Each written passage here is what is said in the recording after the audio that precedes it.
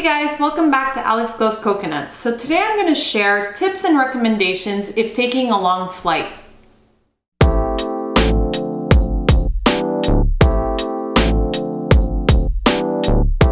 I travel to Asia all the time for my work, so I'm on those flights for a really long time, 14 to 16 hours. There's a lot of stuff that I learned along the way, so I'm going to share those tips with you today so that you don't make the same mistakes I did when I first started out. Tip number one is to avoid any kind of food that'll make you gassy or bloated. So you want to avoid foods that have sulfur in them, like eggs.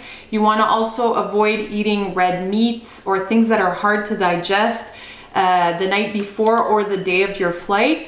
What you do want to do is eat carb-rich foods like pasta, whole grain breads, oatmeal. These things are easy to digest and won't give you any digestive issues.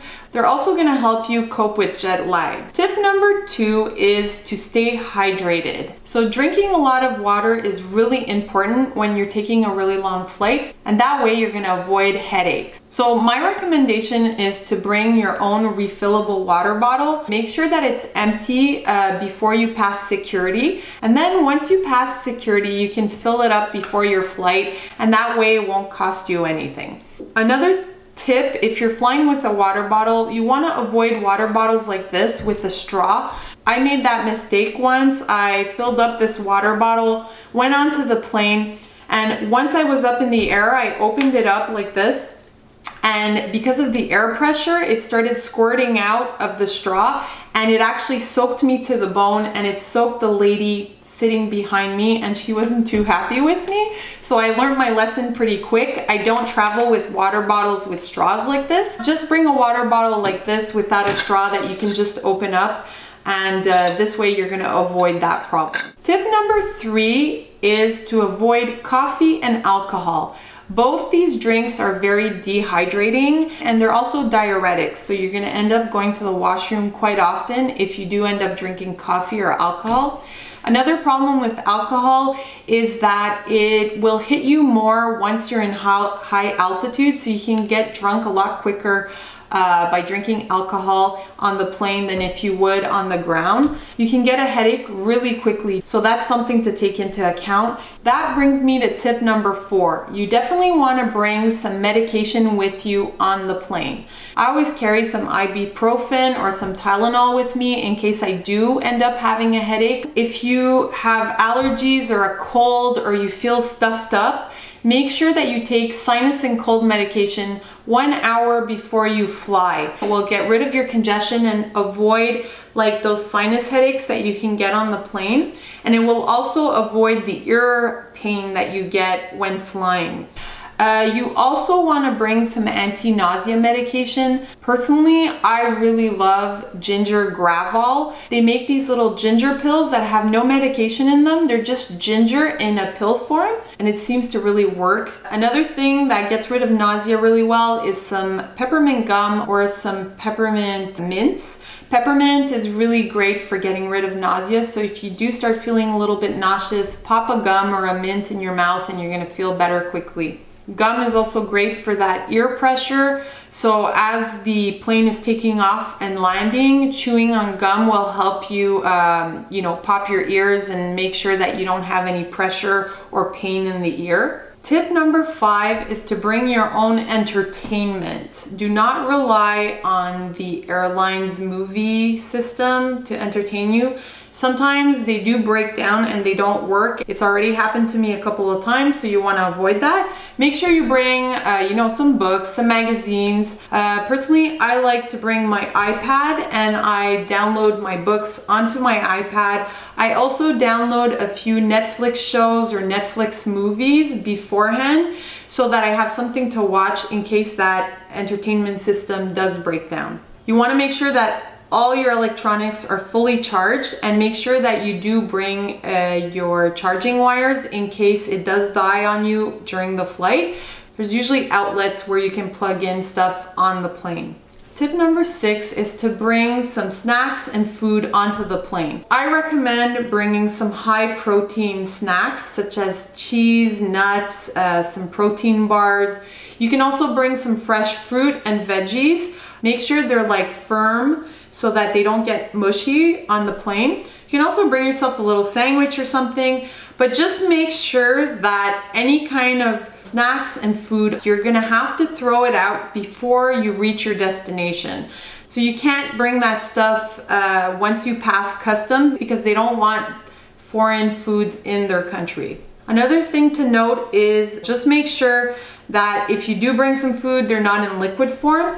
Any liquids have to be 100 milliliters or less. And if you do end up bringing like a little peanut butter or something like that, that it's in a travel size. Tip number 7 is not to eat too much food during your flight. You don't want to have digestive problems when you're on the plane. I prefer eating a very light meal or just snacking through the flight. That way I'm not weighing myself down with heavy foods. Tip number 8 is to wear comfortable clothing. So you don't want anything too restrictive. You're going to be sitting in that seat for a really, really long time. So you don't want to wear anything with a really tight elastic band or a belt or something you're gonna feel uncomfortable with. Make sure that you wear loose clothing and make sure you wear layers. Layers are great because they're easy to put on and to remove, and that way you can stay comfortable during your flight. Tip number 9 is to pack a pillow and a travel blanket. A travel blanket is great, or a little shawl. It can get really cold on the flight and you want something to cover up.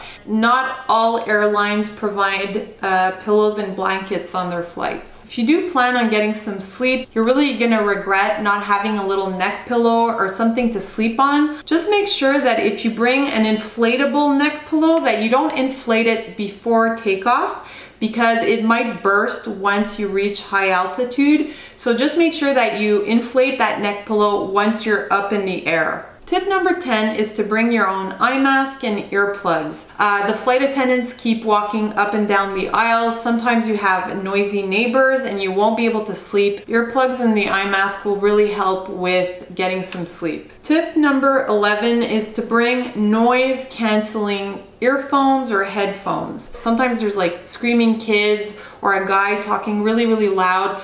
Those noise canceling earphones are going to be a blessing. It's also great for when you're sitting in the back of the plane. The jet engine makes a really loud continuous noise. It's also going to help you hear your movies or your shows a little bit better than if you have just those regular earphones. Tip number 12 is to bring some melatonin with you. Melatonin is really great for jet lag and regulating your sleep patterns.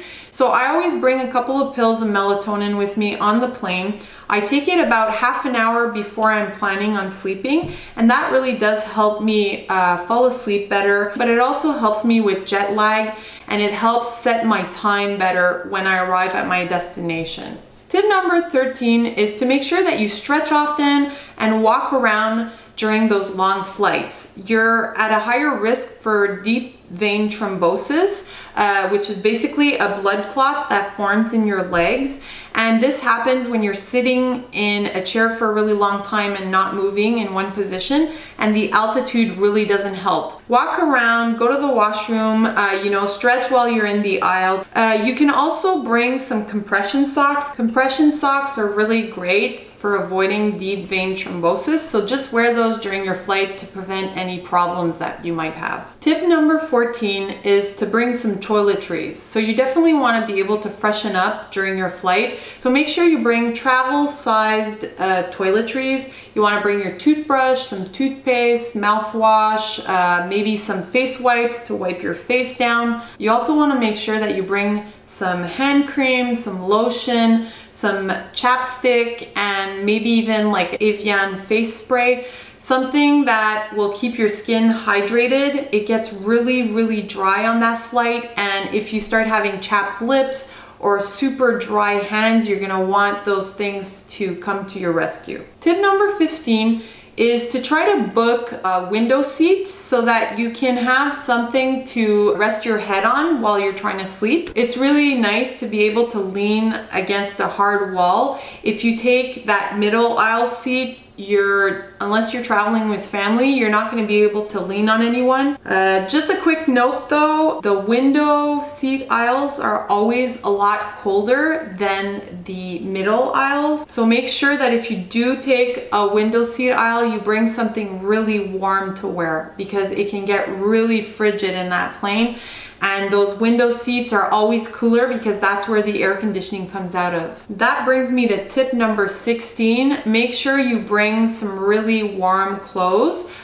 So you want to make sure you bring some wool socks and maybe a scarf on the plane. If the air conditioning is really, really strong, you can just tie that scarf around your neck, or even a shawl or something like that. It will protect your neck from the air conditioning. Tip number 17 is to wear a closed-toe shoe. In case of an emergency, if something does end up happening, there's gonna be shards of glass and shrapnel everywhere, and you don't wanna be stepping on those things. I personally like a slip-on shoe, something that's easy to slip on and off, especially on a long flight. When I'm sleeping, I like to slip off my shoes. Just make sure that your shoes are easy to put on and easy to take off. You don't want something with laces, because you're gonna be struggling to put those on if you have to end up going to the washroom or every time you have to get up. Tip number 18 is not a necessity, but I know that it's helped me a lot of times. I recommend bringing a face mask, you know, like those surgical face masks. You can buy a whole bunch of those at the pharmacy. And it's great to have in case the person next to you has a really bad cold or is super sick and he's coughing. You can put that on, and that way you can avoid getting sick. So that's a really great thing to have with you. Tip number 19 is to bring a bag that fits under your seat. So you want something that's easily accessible. You don't want to have to start getting up and disrupting the people around you just to get some clothes or the toiletries that you need. So make sure that you bring a bag or a backpack, something that fits under the airline seats. Each airline is different depending on the seats, but you want to aim for a bag that's 11 inches by 17 inches wide by 18 to 20 inches long. And that will give you a pretty good idea of what fits under those seats. The last tip I have is that if you're planning on bringing one of those roll-on suitcases that you're gonna have to store in the overhead bin, make sure that you board your flight first. So a lot of people wait to board the flight. They wait until the last second to board the flight. But if you have a roll-on suitcase, those overhead compartments fill up really, really quickly, and you wanna make sure that you have space to put your overhead luggage in. Okay guys, so those are my top 20 tips and recommendations when taking a long flight.